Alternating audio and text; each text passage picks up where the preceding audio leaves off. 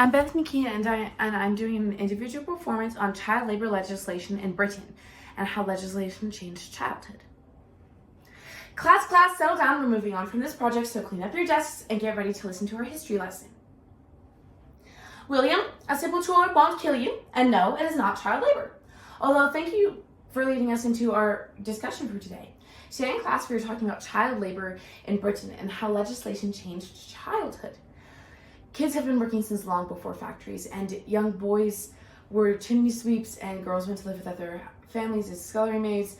In medieval times, kids would even help their parents with their artisan creations. Well, obviously you guys aren't working now, so how did we get here?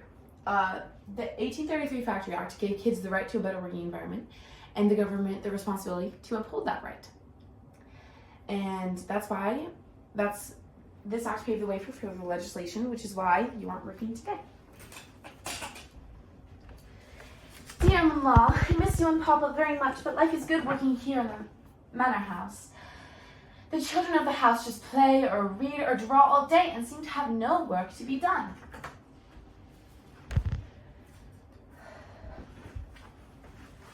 Mama, guess what happened to Billy today while we were working? He fell from the chimney and he broke his legs. What am I supposed to do? What if I get hurt? I'm so scared. Who's here to protect me? Okay, class, everybody to your books. Page 208. That glaring mismanagement exists in a number of instances. There can be no doubt, and that these unprotected creatures that are thrown entirely into the power of the manufacturer were overworked, often badly fed, and worse treated. No wonder it can be felt that these glaring mischiefs attracted observation and finally led to the passing of the Apprentice Bill, a bill intended to regulate these matters. Philip Gaskell.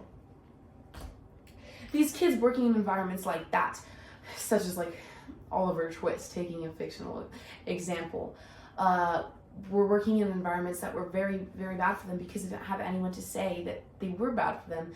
These kids were often orphaned or abandoned and expected to earn money, and these kids were called parish apprentices. These are the ones that critics look at when dissecting the evils of capitalism. My father abandoned me after my mother died during childbirth, and left to fend for myself, I work in an environment like this, in which many children die each day, and we are treated very poorly. I have no one to say that I shouldn't work here because I'm alone, and this is the only place I have. What am I supposed to do? I need money, and I need a place to be all day. Okay, everybody, back to your books, page 205.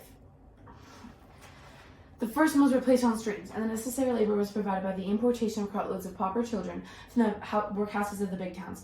London was an important source, for since the passing of Hanway's Act in 1767, the child population in the workhouse had enormously increased, and the parish authorities were anxious to find relief from the burden of their maintenance. So the parish authorities uncovered the great masses of unwanted children.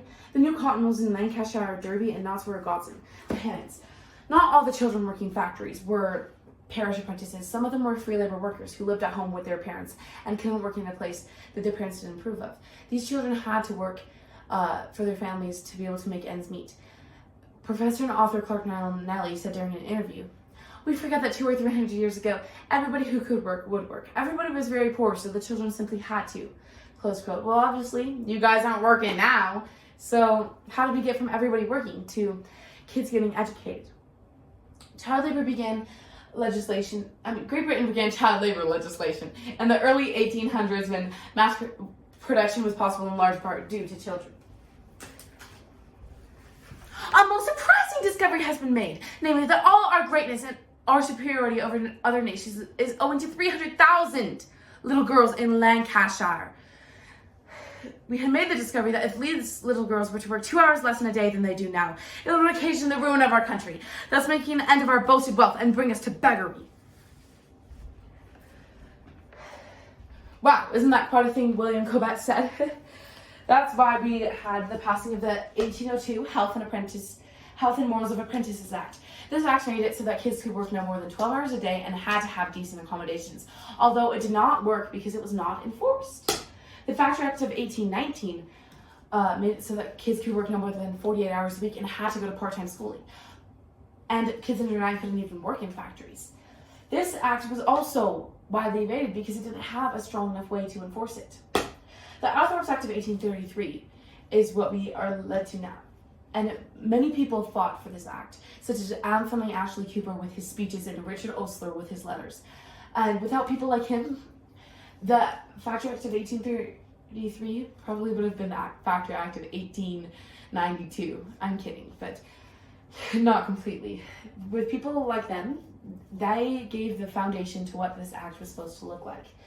And this act made it so that kids under 9 couldn't work in factories. Kids 9 to 13 could only work 8 hours a day and had to go to 2 hours a day of school. This act paved the way for further legislation, as we can see here, leading to the Fair Labor Standards Act and other acts that made it so that the factories were safer for these children, and then the factories couldn't have children anymore.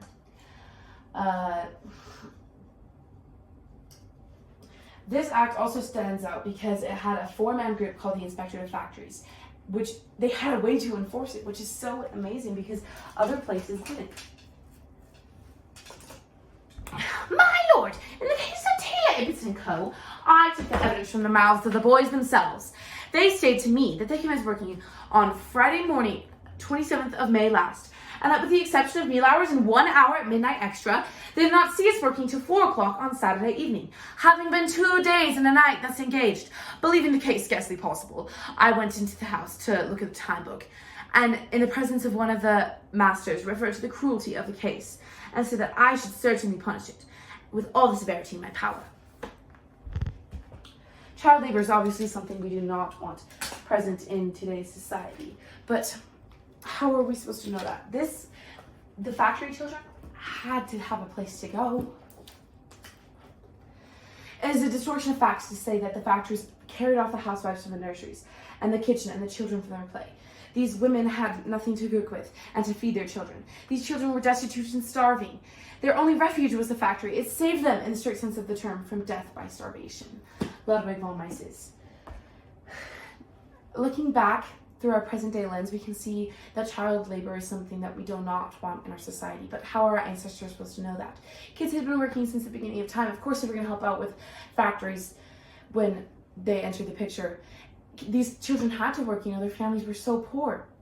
You can also argue that legislation did nothing until the economy rose. And that this was unfair for the factory workers, that this was unfair for the factory owners, because how are they supposed to make money? I'm so nervous about this act because, you see, as a factory owner, I need these workers because they're so much cheaper than others. And how am I supposed to get food on my kids' tables when I have less workers that have to pay more? Although these people do have a point, child labor legislation did do something when the economy rose. And when the economy did rise, these children didn't have to work anymore. In Britain. But in other nations, child labor is still an ongoing battle, with 70% of today's child laborers working in agriculture and the other 30% working in factory, industry, sales, and cleaning. And we can see now that the normalcy of child labor has all but disappeared from Britain. And without the 1833 Factory Act, we wouldn't have had that foundation of how we can enforce these children being safe and not working in factories. Not only in America, not only in Britain, but in America as well. I think that the Orthodox Act of 1833 led to Teddy Roosevelt saying, "A fair day's pay for a fair day's work." So next time I ask you to clean your desks, or your parents ask you to make your beds, think about the historical process it took you to get to this privileged perspective. Any questions?